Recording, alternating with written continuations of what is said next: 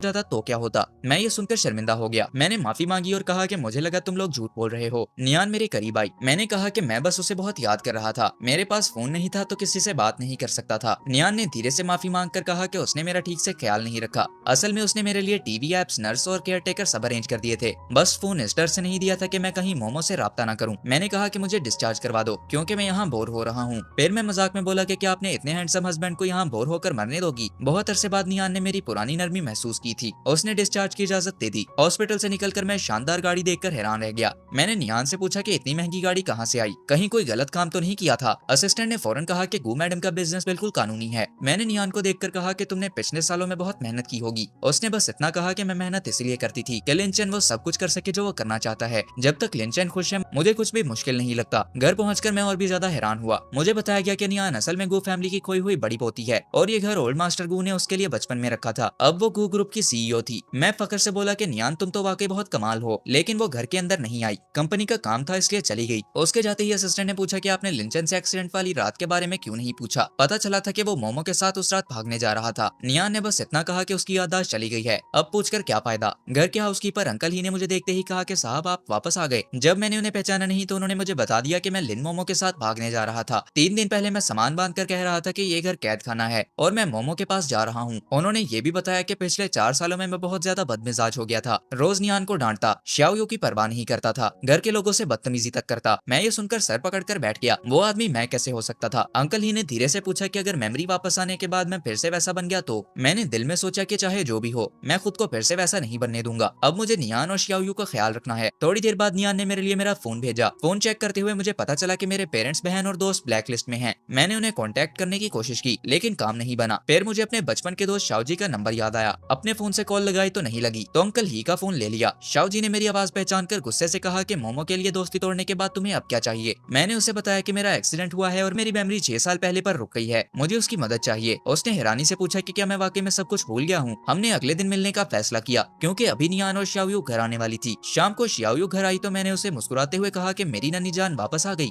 उसका चेहरा चमक उठा। मैंने उसका स्कूल बैग पकड़ा। नियान भी पास ही खड़ी थी, शायद हल्का सा जेलस थी क्योंकि उसे लगा होगा कि मैं जान उसे बुला रहा था। जब डिनर लगा